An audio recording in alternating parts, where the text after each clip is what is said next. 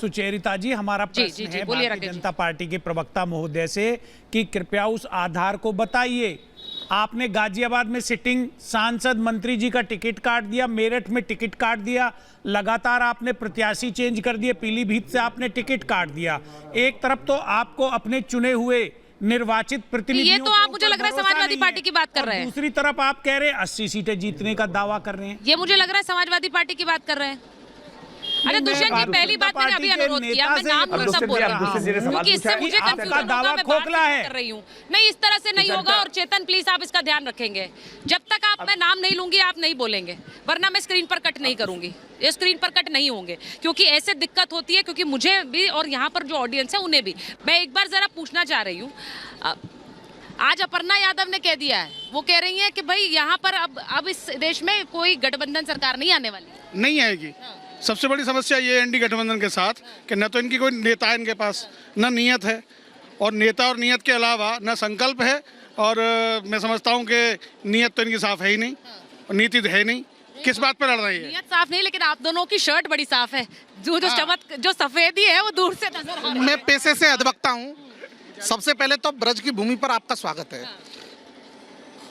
इस ब्रज धरा कृष्ण जिसको जगत गुरु कहा गया है, ठाकुर जी श्री कृष्ण कालीन यमुना जी के अंदर कीड़े पड़े हुए हैं। और 2014 की नरेंद्र मोदी सरकार ने ये घोषणा की थी कि नमामि गंगे प्रोजेक्ट बनेगा, ना तो उस तत्कालीन मंत्री के पते।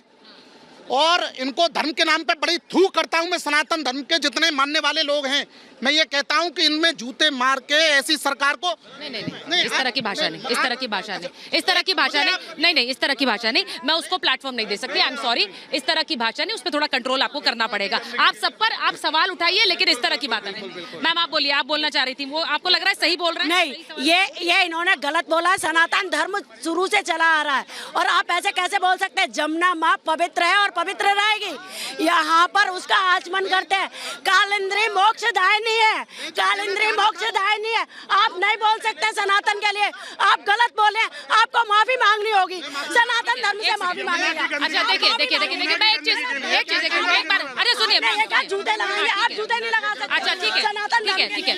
मुझे लग रहा है कि जो मुद्दे पहुंचाए गए हैं वो लोगों तक पहुंच रहे हैं। यहाँ पर जो एक महाभारत छिड़ी वो उन्हीं मुद्दों की देन है जो सियासी पार्टियों के बीच एक्सचेंज होते हैं। मैं एक बार अब दुष्यंत जी आपके पास आ जाती हूँ, जरा बता दीजिए, जरा बताइए, अमेठी से कौन आएगा पता नहीं है, अखिलेश यादव उतरेंगे पता नहीं है, कैंडिडेट्स बदलते जा रहे हैं, ये भी एक हकीकत है। वहाँ रैलियों पे रैलियां हो रही है सर, आप पिछड़ रहे हैं। बिल्कुल नहीं पिछड़ रहे। हमारी पदयात्राएं चल रही हैं, गांव-गांव जा रहे हैं, प्रत्याशी डोर टू डोर जा रहे हैं। हर पार्टी का अपना कैंपेनिंग करने का तरीका हो रहा है। हम और यहाँ पे प्रोफेसर साहब, हम दोनों सुबह 7 बजे से डोर टू डोर पदयात्राएं करके आ रहे हैं। तो ऐसा नहीं है कि भाजपा ही मेहनत कर रही है, हम 4 गुना मेहनत कर रहे हैं। हमारी मेहनत को कोई दिखाता नहीं है। हमारे त्रिपाठी जी के लिए कैमरा एकदम मुस्कुरा के तैयार खड़ा रहता है। अंतर इतना है। और 80 सीटें मैं आपको पूरी गारंटी के साथ कह रहा हूं, भारतीय जनता पार्टी नहीं जीत रही। इन्होंने अपने जो इतने मिनिस्टर और इतने चर्चित चेहरे थे उनके टिकट काट दिए, क्योंकि इनको पता था कि गाजियाबाद और मेरठ ये लोग हार रहे हैं, इनके सरकार ने कोई अच्छा परफॉर्म नहीं किया। तो भारतीय जनता पार्टी एक जुआ खेल रही है, प्रत्याशियों को बदल के, ना जाने तुक्का लग जाए। लेकिन जनता पूरे 10 साल में जिस तरह से उनको पीसा गया है, जिस तरह से दवाइयों की कीमतें बढ़ी हैं, जीएसटी ने लोगों का जीवन को दुर्भाग्यपूर्ण बना दिया है, बढ़ते हुए टैक्स ने, बेरोजगारी ने, देश के ऊपर बढ़ता हुआ कर्जा, जिसकी वजह से हमारे संसाधनों पे को सुकड़ना पड़ रहा है, बढ़ता हुआ टोल, हर क्षेत्र में एक मायूसी जिस तरह से छाई है। जनता सरकार बदलना चाहती है और गठबंधन की सरकार देखना चाहती है। और आपने प्रश्न पूछा, अखिलेश जी तो भाई नेता प्रतिपक्ष हैं और राहुल गांधी तो ऑलरेडी वायनाड से लड़ रहे हैं। अमेठी में भी कोई ना कोई कांग्रेस का कार्यकर्ता लड़ेगा, कोई लीडर लड़ेगा चुनाव। तो ऐसा नहीं है। भारतीय जनता पार्टी को मीडिया कवरेज मिल रही है, इंडिया गठबंधन को कवरेज नहीं मिल रही। न्यूज ये है कि अमेठी से बच क्यों रहे, न्यूज सवाल ये है कि अमेठी से बच क्यों रहे और जीजाजी दावा ठोक रहे हैं, ये भी तो सवाल है। अब पार्टी के अंदर ही क्या ये लोकतंत्र है, क्या इस पर कोई बातचीत नहीं हुई? मैं तो ये पूछना चाहता हूँ त्रिपाठी जी से कि वो क्या मीडिया में भारतीय आकर बोल जनता रहे हैं, पार्टी में, पुरानी बात हो गई। भारतीय जनता पार्टी में, मैं उस कंपटीशन की बात कर रही हूँ जो भारतीय जनता यूपी से पार्टी में शुरू कोई होता है। बनारस से टिकट मांग सकता है, या ठीक है, भारतीय कुछ जनता अम्बेडकर पार्टी जी में के कोई पास जाते बनारस से चुनाव लड़ने का दावा कर सकता है? नहीं कर सकता, क्योंकि वहां एक व्यक्ति की चलती है। ये विपक्ष की पार्टियां सर, डेमोक्रेटिक, बनारस की बात जब आप करते हैं तो बनारस से सुन लीजिए मेरी बात, कोई भी कॉन्स्टिट्यूएंसी जहां से 2 बार कोई भी सांसद, मैं ये नहीं कह रही हूँ, कोई भी पार्टी अपने जीते हुए सांसद को हटाने का काम बहुत कम ही करती है, फिर वो प्रधानमंत्री की सीट हो या कोई और सीट हो। आप बनारस पर बार बार टारगेट कर सकते हैं, लेकिन कोई भी सीट हो, जीते हुए सांसद को कौन हटाता है? आप अपनी बात बता दीजिए। वायनाड आप हारे अमेठी तो आप अमेठी छोड़ के चले गए, आप वायनाड चले गए, वायनाड की बात कर रहे हैं।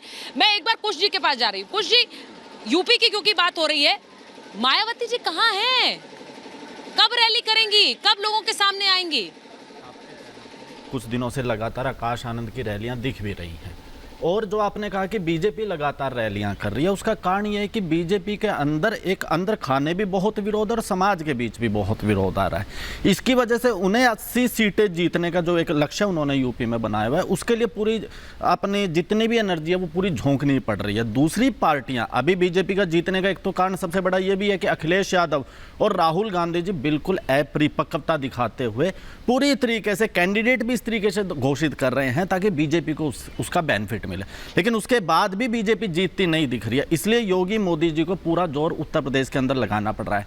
रही बात बीएसपी की, बीएसपी का अपना एक काम करने का तरीका, ये मैं हर बार आपके डिबेट में आके बोलता हूं। आकाश आनंद जी की सबसे पहले रैलियां हो रही है, आकाश आनंद लगातार रैलियां कर रहे हैं, उसके बाद बहन जी की हर लोकसभा क्षेत्र में रैली होंगे। कैंडिडेट पूरे के पूरे कैंडिडेट बहन जी ने खुद डिसाइड करे हैं वहां पे, तो वो अपना एक वोट लेकर जाएगी। बीएसपी का जो पिछला परफॉर्मेंस था विधानसभा चुनाव में जो 12.5% वोट मिला था, उससे ज्यादा बीएसपी वोट लेने वाली। किसे डेंट करके जाएगी? वोट लेकर जाएगी, किसे डेंट करके? बीएसपी किसी को डेंट नहीं करती है, बीएसपी का अपना वोट है, वो बीएसपी अपने उसी वोट को लेकर आएगी। हाँ, ये बात मैं जरूर आपके चैनल पे बोल देता हूं कि विधानसभा चुनाव में यूपी के में जिस तरीके से मुसलमानों का एक तरफा वोट सपा पे गया था, वो अब की बार नहीं जा रहा। जिस तरीके से अखिलेश यादव जी अपने कार्यकर्ताओं की तो छोड़िए, जो मुस्लिम नेता है उनकी रक्षा करने में भी असफल सिद्ध हो रहे हैं, बिल्कुल असफल। नमाज लेने में या मुसलमान का शब्द भी प्रयोग करने में उन्हें इतनी असहजता हो रही है, लेकिन मुसलमानों के वोट उन्हें थोक रेट में चाहिए। मुस्लिम समाज अब इन चीजों से वाकिफ हो चुका है, उसकी आंखें। अच्छा, मैं विनय जी के पास जाऊंगी, उससे पहले मैं जरा फिर यहाँ से आ रही हूँ। आप मथुरा से हैं? जी हाँ। नाम क्या आपका? डॉक्टर जमुना शर्मा। अच्छा डॉक्टर साहिबा, जरा बताइए कि मथुरा में, यूपी में सबसे बड़ा मुद्दा क्या है? कौन आ रहा है यहाँ? कौन आ रहा है? जो पहले था कमल का फूल, जो पहले खिल चुका है वही खिलेगा और खिलता रहेगा। खिलता रहेगा, इसलिए फूल पहन कर आई हैं आप? बिल्कुल। और क्या, मैं तो फूल से जुड़ी हुई हूँ। मैं ही नहीं, पूरा भारत जुड़ा हुआ है, और पूरे भारत में कमल हर जगह खिला हुआ है और खिलता रहेगा। अच्छा, आप लोग ऐसे बात कर रहे हैं कि विपक्ष के नेता भी तो रैलियां कर रहे हैं, उनके लिए भी तो ये एक यूपी उत्तर प्रदेश में अखिलेश यादव है, कांग्रेस चुनाव लड़ रही है, उनके लिए क्या कहेंगे? वो भी तो चुनाव लड़ रहे हैं। कि अभी वर्तमान में ये सब जो पार्टियां हैं विरोधी विपक्षी की, वो सब सनातन विरोधी हैं। जो अभी आपने प्रमाण भी देख लिया, सनातन के विरोध में जो बात करेगा, अब हिंदू जाग चुका है, सनातनी जाग चुका है। वैसे तो ये भी कहीं ना कहीं से सनातनी है, यहाँ तक कि वैदिक मुस्लिम भी जो है सनातनी है, ऐसा नहीं है। परंतु जमुना साफ होगी, जमुना साफ हो रही है। देखिए, आप लोग नहीं साफ होने दे रहे, आप लोग साफ नहीं होने दे रहे, आप लोग साफ नहीं होने दे रहे, आप लोग स्वयं जाके कचरा फैला रहे। आप आज हम यहाँ कृष्ण जन्मभूमि पर खड़े हैं। भारत में, इस देश की, पूरे विश्व में देश की पहचान कृष्ण से है, कृष्ण से, सनातन से पहचान है इस देश की, और इस भारत पर वही राज करेगा जो सनातन की बात करेगा।